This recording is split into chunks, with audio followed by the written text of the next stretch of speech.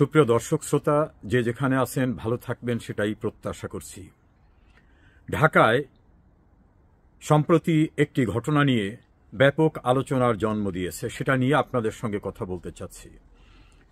ঢাকার ফার্মগেট এলাকায় আওয়ামী লীগ এবং তার সহযোগী সংগঠনের নেতাকর্মীরা মিছিল করতে পারে এই অভিযোগে বিপুল সংখ্যক মানুষের উপরে হামলা হয়েছে, তাদেরকে নির্মমভাবে মারধর করা হয়েছে।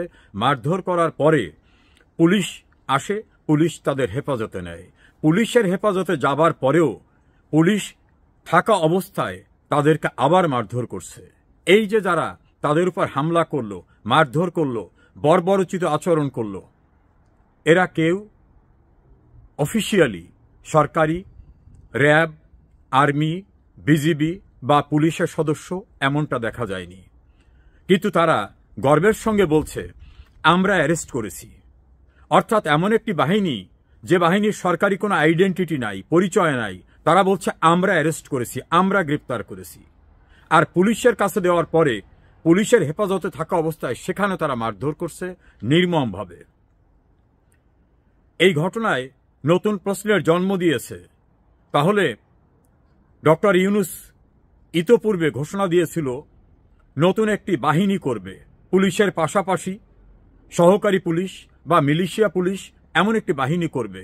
তাহলে কি সেরকম একটা বাহিনী তৈরি হয়ে গেছে যেটা কাজ হবে আওয়ামী লীগ বা মুক্তিযুদ্ধের পক্ষের যারা, তাদেরকে নিধন করা?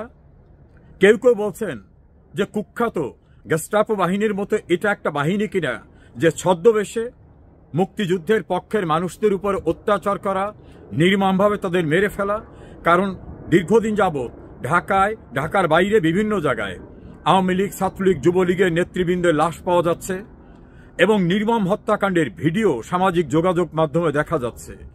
এই বর্বরোচিত নির্মম ঘটনা গেস্টাপো বাহিনীর মতো প্রশিক্ষিত কোনো মানুষ ছাড়া বাস্তবে করা সম্ভব না। জনমনে প্রশ্ন, তাহলে কি ইউনূস ক্ষমতায় টিকে থাকার জন্য অথবা আওয়ামী বিরোধী যে শক্তি, তারা আওয়ামী লীগকে নিধন করার জন্য ওই গেস্টাপো বাহিনী স্টাইলের অলিখিত একটি বাহিনী করেছে? তা না হলে এভাবে তারা কি আচরণ করতে পারে? এর সঙ্গে প্রশ্ন উঠেছে পুলিশের দায়িত্ব কি? পুলিশের দায়িত্ব কি শুধুমাত্র গ্রেপ্তার বাণিজ্য করা, মামলা বাণিজ্য করা? আওয়ামী লীগের লোকজনদেরকে নির্মমভাবে গ্রেপ্তারের পরে নির্যাতন করা? পুলিশের কাজটা ছিল আইন শৃঙ্খলা রক্ষা। কিন্তু আইন শৃঙ্খলা পরিস্থিতির অবনতি যেখানে হয়েছে সেখানে তো তাদের কোথাও কোনো ভূমিকা দেখা যায়নি। এমনকি ধানমন্ডি বঙ্গবন্ধু ভবনের নির্মম বর্বরোচিত নারকীয় ঘটনার সময় সেনাবাহিনীর সদস্যরা, পুলিশের সদস্যরা সেখানে দাঁড়িয়েছিলেন। হ্যান্ড মাইকে সেই অপরাধীরা বলতেছিল কেউ ভয় পাবেন না, আর্মি আসছে আমাদের পাহারা দেওয়ার জন্য। তাহলে কি বঙ্গবন্ধু ভবন গুড়িয়ে দেওয়ার জন্য পাহারা দিতে আর্মি সেখানে ছিল, পুলিশ সেখানে ছিল? এমন প্রশ্নের তো জন্ম দিয়েছে। বাংলাদেশে যখন কোর্ট অঙ্গনে, কোর্টের বাইরে আওয়ামী লীগ এবং মুক্তিযুদ্ধের পক্ষের মানুষের বাড়িতে হামলা, তাদের উপর নির্মম হামলা, জুতার মালা পরিয়ে দেওয়া, বর্বরচিতভাবে শারীরিক নির্যাতন করা হচ্ছে, সেখানে তো পুলিশ এবং আর্মির কোনো ভূমিকা দেখছি না। তাহলে কেন এই বছরখানেক সেনাবাহিনীকে রাস্তার বাইরে কেন ক্যান্টনমেন্টের বাইরে কেন রাখা হচ্ছে? তাদের কাজটা কি? তারা কি আওয়ামী লীগের লোকজনদের উপর আতঙ্ক সৃষ্টি হয় এজন্য তাদের বাইরে রাখা হয়েছে? কোথাও তো ভয়াবহ পরিস্থিতির অবনতি হবে, সেখানে কোনো ভূমিকা রাখতে দেখলাম না। সেনাপ্রধান বললেন মব আর সহ্য করা যাবে না। উনি যেদিন বললেন ওর পরের দিনই বিশ্বখ্যাত একজন সঙ্গীত শিল্পী, একজন সাবেক এমপি, তার উপর চড়াই হলো কোর্ট অঙ্গনে। ঢাকা কোর্টে, মানিকগঞ্জ কোর্টে, সিলেট কোর্টে, নারায়ণগঞ্জে, বিভিন্ন জায়গায় কই কোনো ভূমিকা তো দেখলাম না। বীর মুক্তিযোদ্ধাদের গলায় জুতোর মালা পরানো হচ্ছে, কোনো ভূমিকায় তো দেখলাম না। যুবলীগ, আওয়ামী লীগ, ছাত্রলীগ, কৃষক লীগ, মহিলা আওয়ামী লীগের উপরে নির্দয় নির্যাতন করে মেরে ফেলা হচ্ছে, লাশ ফেলে রাখতেছে। অতি সম্প্রতি আওয়ামী লীগ একজন কর্মীকে মেরে জিয়া উদ্যানে ঝুলিয়ে রাখা হয়েছে, সেখানে তো সেনাবাহিনীর কাউকে দেখলাম না। তাহলে সেনাবাহিনী ক্যান্টনমেন্টের বাইরে কি করছে? এই প্রশ্ন নাগরিক হিসাবে আমার মনেও এসেছে। বাংলাদেশের সেনাবাহিনী আমাদের গর্ব গৌরবের, আমাদের স্বাধীনতা সার্বভৌমত্ব রক্ষার বড় একটি বাহিনী। যদিও আজ পর্যন্ত বাংলাদেশের বর্ডারে কোথাও কোনো যুদ্ধ হয়নি, তাদের কোনো প্রতিরক্ষায় ভূমিকা রাখা লাগেনি। কিন্তু বাংলাদেশের একাধিক সেনা রাষ্ট্রপতিকে নির্মম হত্যাকাণ্ডের সঙ্গে জড়িত সেনাবাহিনীর কিছু বিপদগামী কর্মকর্তারা গণতান্ত্রিক প্রক্রিয়া থেকে রাষ্ট্র ক্ষমতাকে দখল করে সামরিক শাসন জারি করে গণতন্ত্রের কবর রচনা করার ঘটনায় কিন্তু সেনাবাহিনীর কিছু লোক ভূমিকা রেখেছে। আমি গোটা সেনাবাহিনীকে কখনো অভিযুক্ত করতে চাই না। যারা বিপদগামী তারা বিপদগামী। বঙ্গবন্ধুর খুনিদের দিয়ে আমি গোটা সেনাবাহিনীকে অভিযুক্ত করতে চাই না। দুজন সামরিক শাসন জারি করে গণতন্ত্র ধ্বংস করায় গোটা সেনাবাহিনীকে আমি অভিযুক্ত করতে চাই না।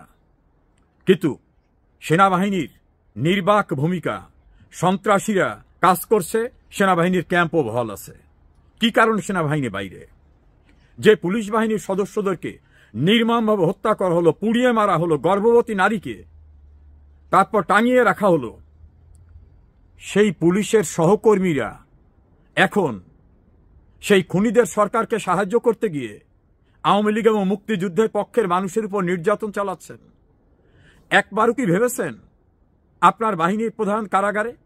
আপনার বাহিনীর কত সদস্য নির্মম হত্যাকাণ্ডের শিকার হয়েছে? একবারও কি ভাবছেন যে আপনার বাহিনীর সদস্যরা যাদেরকে হত্যা করা হয়েছে তারা কোনো বিচার পাবে না? তাদের পরিবার রাস্তাঘাটে ঘুরছে।